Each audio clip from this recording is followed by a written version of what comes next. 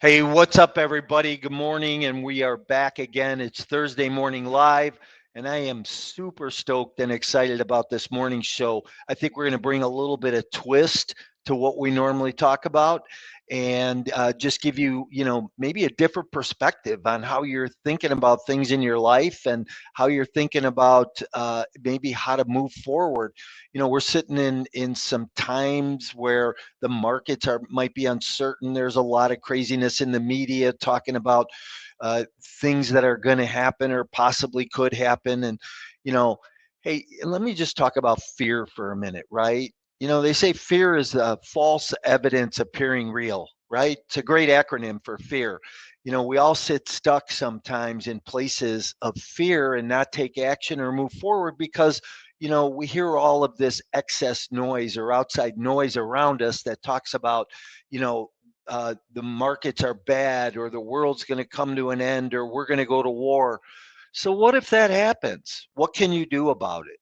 All you can do about that is do something positive for yourself today. Hey, I want to welcome you here. If you're here for the first time to Thursday Morning Live, thanks for joining us this morning.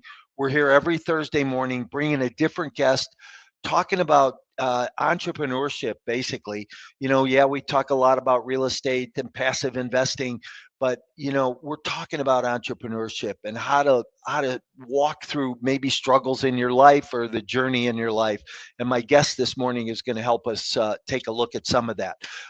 My guest this morning is Carlos Vasquez from Los Angeles, California. Carlos has got a little bit of history and a background that you might find amazing. Here's what I want to invite you. If you have a comment, if you have a question, throw that in the chat this morning. We'll get those answered for you along the way.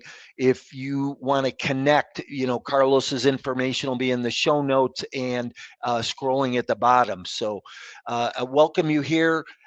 And as I always ask, you know what? Like us, love us on Instagram and Facebook and wherever you're following us on social media this morning. Subscribe to that channel because we're always bringing great content for you to help bring value to your life. So let me bring Carlos in real quick. Hey, good morning, buddy. Hey, good morning. How are you? I'm good. Thank you. Good. It's nice to meet you. I was reading your bio this morning and kind of charged me up. We have a Yeah. lot of the same history, and it'll kind of be interesting to talk through some of that a little bit. So, Yeah. um, hey, so before I get started, I always ask my guests one question, and I swear one of these days I'm going to write a book on this. But in one word, what best describes you personally and professionally?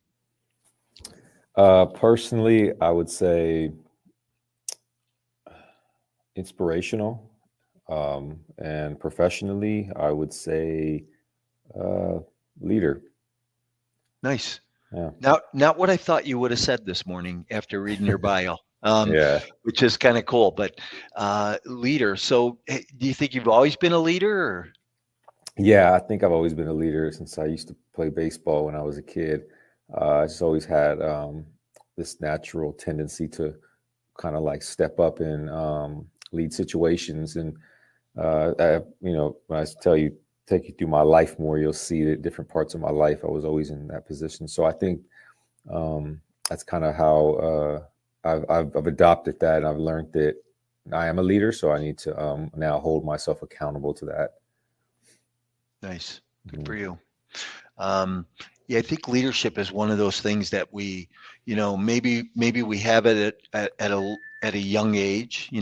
Maybe you Mhm. were the coach that picked baseball teams growing up, right before Little League started, and Yeah. um, or whatever you. I think you grow into it, though. Hey, Yeah. you know what? This is just kind of a off cuff question, but do you have, if you had to pick somebody as a favorite leader, do you have someone?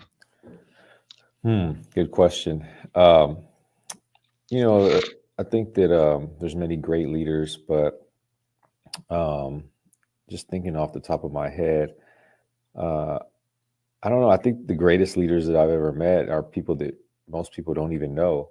One of my best friends, his name was Chris, and I remember he was He was about 19, I was 16, and he was one of the greatest leaders I've ever met in the way that he was able to influence people without really trying and just through his actions. Um, and I haven't really seen anything like that since. Fortunately, he doesn't live. He's not living anymore. But his name was Chris, and I think he was one of the greatest leaders. And he actually taught me how to be a leader as well after meeting him. That's really another key word you said is influence. Yeah. I think that rolls into great leadership very strongly. Well, why don't we do this? Let's jump into you and your background, your history, and what you're currently doing. Why don't you take a couple minutes and bring us up to speed? Yeah. So it's it's a lot. Whenever I get asked the question, I always think back to my life and feel like I've lived two lives. So when I was 13 years old, I ran away from home. I was homeless. I lived in the streets. Got addicted to drugs. Became a gang member, and I started to get involved in crime. And by the time I was 18 years old, I was on the run for armed robbery, bank robbery, and the U.S. Marshals tracked me down and got me. I was 18 years old, facing life in prison for robbery. And I remember one day I was in court, and the district attorney offered me a deal for 20 years. And he gave me 5 minutes to make the decision. And it's the biggest decision I ever made in my life. But once I realized that I didn't have much family, I didn't have anybody in court with me, became an easy decision to make because I had nothing to lose. And that in my mindset back then, that's how I used to think. And so I went into prison with 20 years by the time I was 19. In my first decade, I was getting worse than the person that went in just from the environment. The environment controls so much of who we become.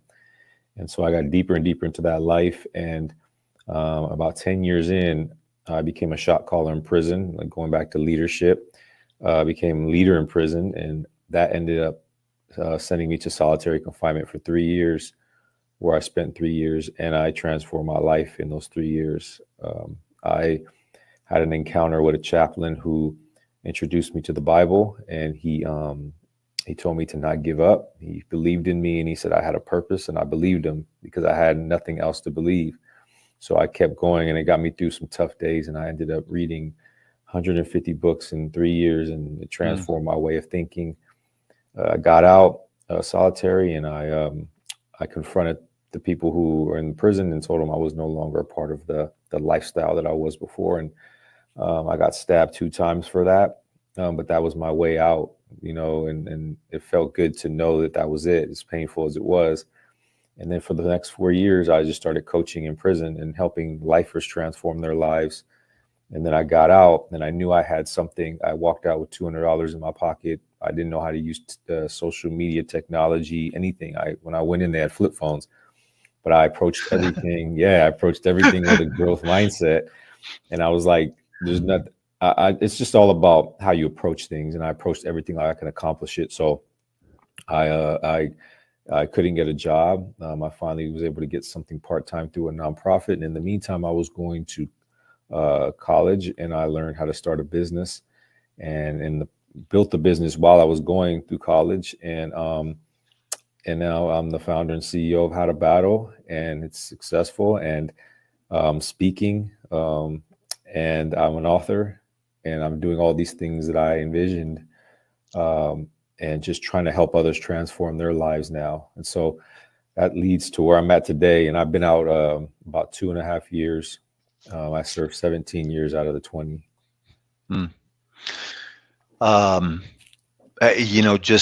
You said a couple of things that I kind of want to go back and unpack a little bit. First of all, though, would you explain to people what a shot collar is? The first time I heard that, I was like, what the fuck is that? Yeah. Well, a shot caller is a person who is in control of other people's lives, meaning you can have somebody killed, you can have somebody removed, you can have, you could, coordinate where people are. It's just a person that's in charge and leading other people. And mostly every gang within prison has one that does that. And then those shot callers speak amongst each other to try to keep the peace and organize things and make and deal with issues. And it's all politics and stuff. And so that's what a shot caller is. And you get to that position pretty much. You're almost put into it because you get to a position where if you don't step up and do it, chaos ensues, and then it's like now you're falling. You're going to be a victim of that as well. So for me, Right. always never being the biggest, meanest looking dude and all that, like you envision how some dudes in prison are, which they are. It was never me like being the strongest, but it was always mentally being the sharpest. And I think that I just that's what put me in that position is I was always able to think really thoroughly and play chess, so to speak, in that life. Yeah. Yeah. So, I don't, on my platforms, I don't talk about a lot about my history. If I'm on somebody else's show or I speak on a stage, I talk about my history. And I know this is the first time you and I have really met. So I don't know if you know, but, I got sentenced to 10 years for wire fraud and mail fraud charges back in 2013. And I've only been home for about 4 years now. I served, about 7 years, 10 months. But life changing, right? Life defining. And I always find it interesting when somebody makes major life changes like you've done. I think that's just awesome. Um, I think people are faced with defining moments in their life. We get these choices, and it sounds like to me that you in solitary had this defining moment that happened. And what went through your mind at that point when you decided, hey, I don't want to live this life anymore, I want to do something different?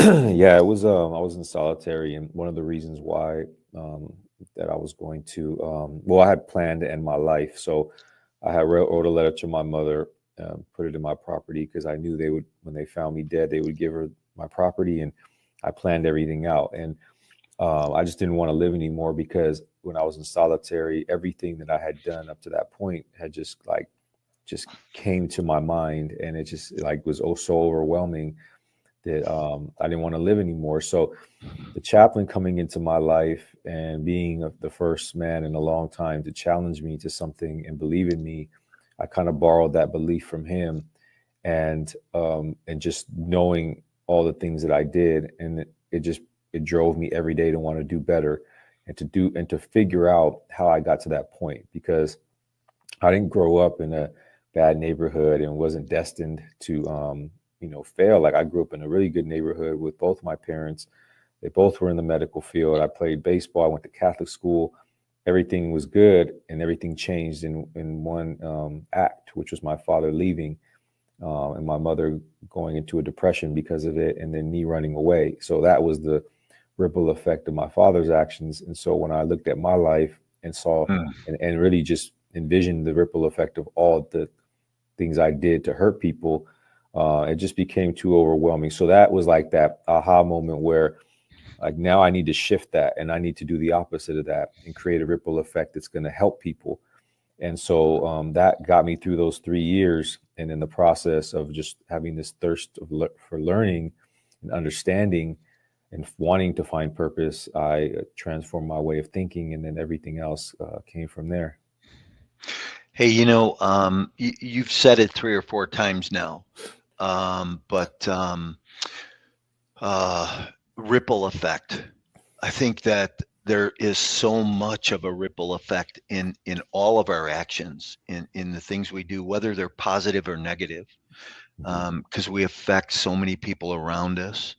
I had a guy tell me a long time ago when I started in the real estate business. He said, every time you pick up the telephone and make a cold call and you get to a sale as a result of that cold call, think about all the people along the way that you kept employed or affected because of that. And that really amplifies that ripple effect thing. Um, uh, I just want to say good morning to Bella, who's listening in and said an amazing testimony, Carlos. Mhm. Appreciate that you have the ability to move people like that. So what is How to Battle? What's your company's How to Battle? What is that? What do you do? Yeah. So when I got out of prison, I had to learn everything, and I remember I used to go on YouTube and how to everything, and just start searching and figuring things out. And so I remember when I started my company, I wanted to create a platform where people could go to figure out how to battle the things that they want to overcome, and whether that's addiction, whether that's confidence issues, whatever adversity they're facing.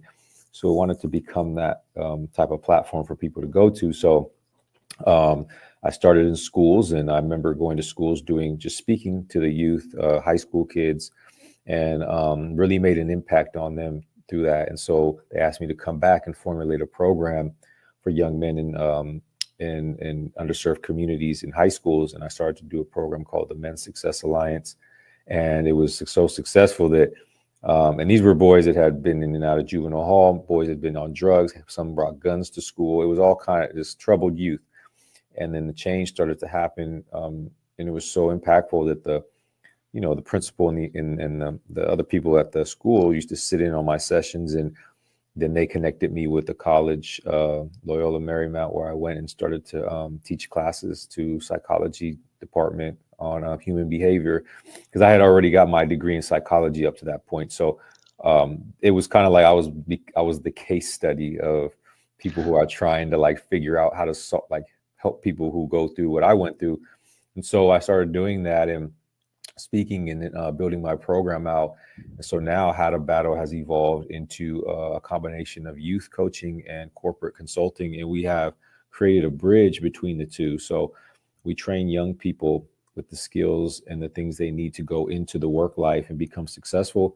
And companies benefit because they're the ones employing them. They're the ones hiring them. So um, the better they are, the youth going into these companies as workers, the better the company thrives. And so it's a challenge for companies with young people these days. A lot of them, they say they're hard to work with. A lot of them say that they're not loyal. They jump from job to job, but it's because they don't have the training coming fresh out of high school or college to know how to deal with the work environment. So that's what we do now. And it's crazy how much it's evolved, and it's been good. So Yeah, good for you. yeah. Any um any regrets um from the time you spent or being away or Um, no regrets. I think I'm extremely grateful for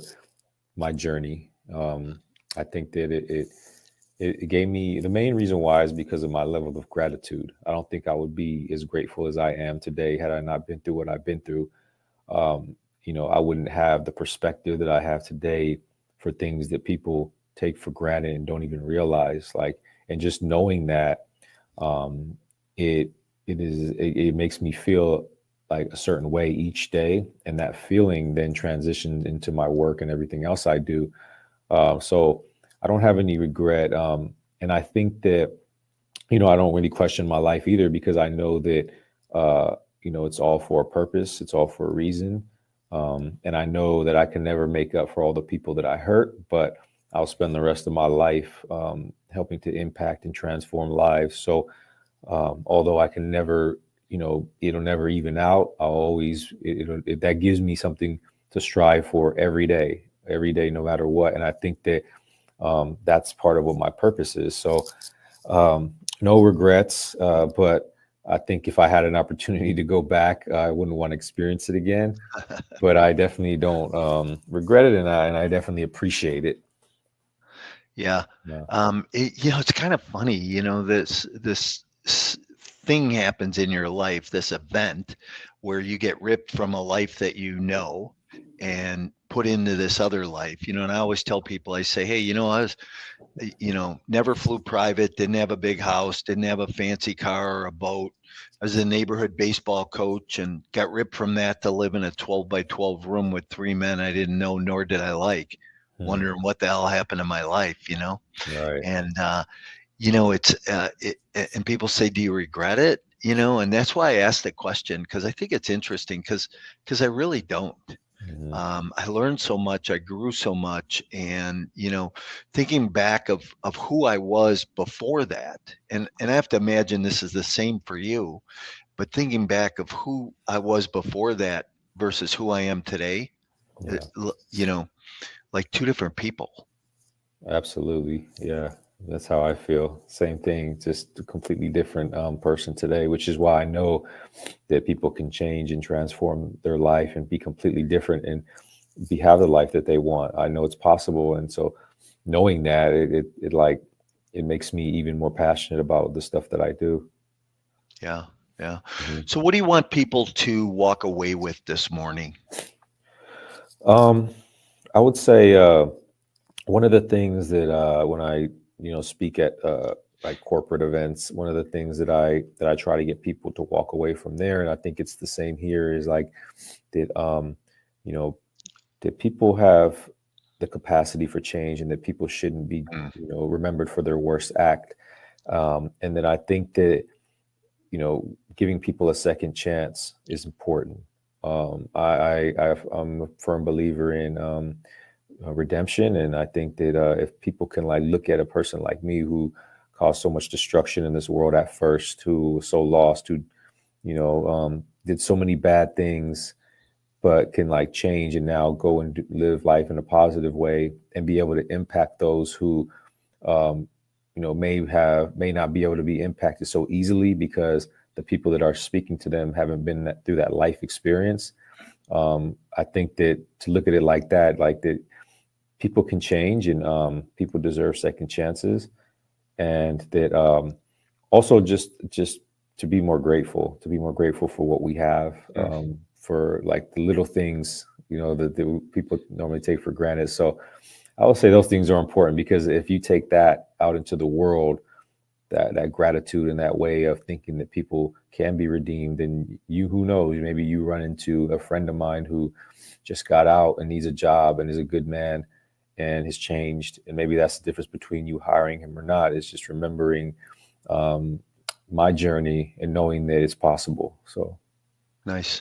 Hey, Carlos, Bella is asking a question. She says, "Do you have a program for those that have been incarcerated, teaching them what you've learned, so that they too can go and speak and teach as you've done?"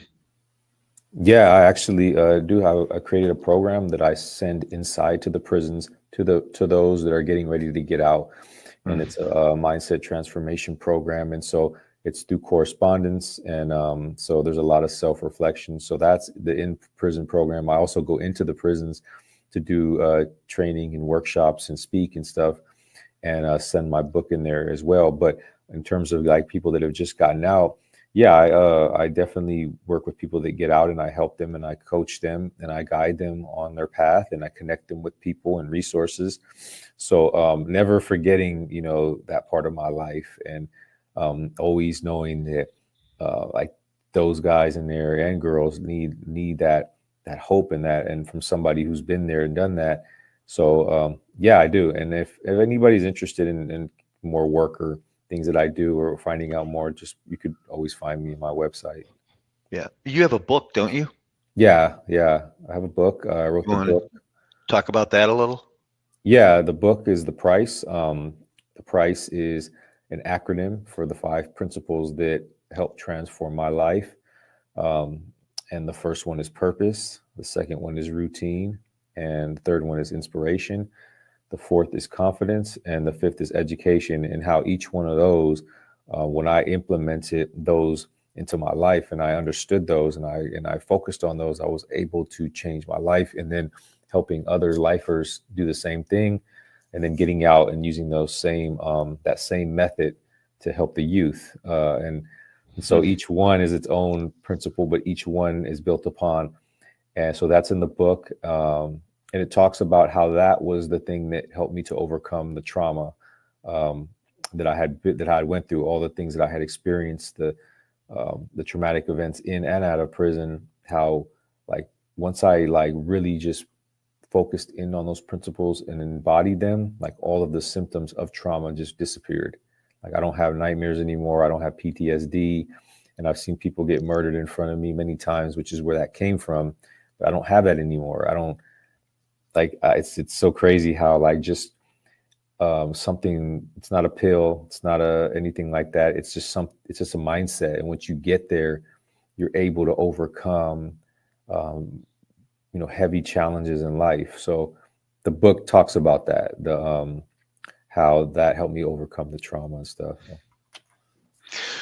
Well, I really appreciate you being here this morning. You uh, what a way to start the morning. Normally is big twist from what I normally talk about on Thursday morning, and um, but I think resilience and is a big deal. You know, um, you talked about second chance. And so often I think it's you got to give yourself a second chance too. Because hey, how many guys do you know that you were locked up with that are home that have crawled under a rock and they can't figure it out, you know, or came home and you know, um, killed themselves, right? Because they just couldn't face it. But I think that coming home, you got to give yourself a second chance. And if people see you doing that and see you being transparent and progressing, they're going to give you a second chance. And I love that you brought that up this morning. Yeah, absolutely.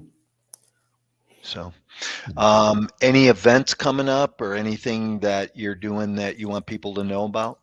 So next week I'm speaking at an organization called Impact. It's an amazing place. It's in Pasadena, in California, and it's like a huge compound where people go voluntarily to overcome their addictions, and they live there. They have their own, like it's like their own city, and like they just men and women, and they get a room, they get clothes, they get support, they help overcome their addiction. People just show up there, they go through the courts, they come fresh out of prison. So I always it's my second time speaking there, so I'm going to speak there um, to a new group of men and women who just entered the program. Talk about my life, my addictions, and my adversity, and my the principles. Share them with them and introduce those to them. So I'll be doing that, and then just speaking different places. So I was speaking like I'm looking forward to speaking at Coca-Cola in Florida, and just a lot of companies are implementing second chance initiatives. So that gives me an opportunity to go speak and kind of like introduce myself to people who may have certain views on people getting out of prison or getting out of jail or system impacted. So I'm big on that, is like kind of help people shift their perspective on that, and knowing that like, hey, these are hard workers that want to do right and make things and have a second chance like I did. And so Yeah. that, and working on my second book. It should be done shortly. It's a book that I wrote for men. I feel like a lot of men these days feel like they can't be men and that they're under attack, and that there's all kind of things that they can't do that men should be able to do. So I wanted to write a book identifying the qualities of a man and talk about my journey and how I was introduced to that, because I was raised by men. Like I went when I was 18, got out, in my 30s, and so I became a man in prison. But some of the things I learned in prison, when in terms of what it means to be a man, I bring out here, and I do the same thing out here, And so I wanted to, and I know that it works. So I wanted to share what that is in this book. And so those are things I'm working on. I mean, just besides building the business and trying to, also be a good family man too. Nice. Good for you. Hey, I really appreciate you being here this morning. Why don't you tell people how they can reach you if they're interested in connecting, or maybe have an opportunity for you to speak at an event they have going on? Yeah. Howtobattle.com is my website. And it's up and running right now, but we're redoing it. So if it looks different in a few weeks from when you look on it now, it's because we're redoing it. But my website's howtobattle.com. I'm on Instagram at howtobattle, LinkedIn, which my name, Carlos Vasquez. I'm on LinkedIn, and yeah, so you could find me in all those areas, and then there's links. So there's like a link tree on each one that'll link to other stuff that I'm doing, like YouTube and my book and my youth coaching program and all these other things. So yeah. Awesome. Well, thanks for being here. I appreciate it. And I just want to say to everybody this morning, um, you may want to pass this morning's episode on to somebody else. Maybe there's somebody in your life that has something going on that they need, maybe some encouragement, or to know that they can go on with life. And so this episode obviously will give somebody some type of encouragement. So I would just ask you to pass this on to somebody else, and reach out to Carlos if he can answer any questions. We're here every Thursday morning. Carlos, I appreciate you being here, and look forward to staying in touch with you along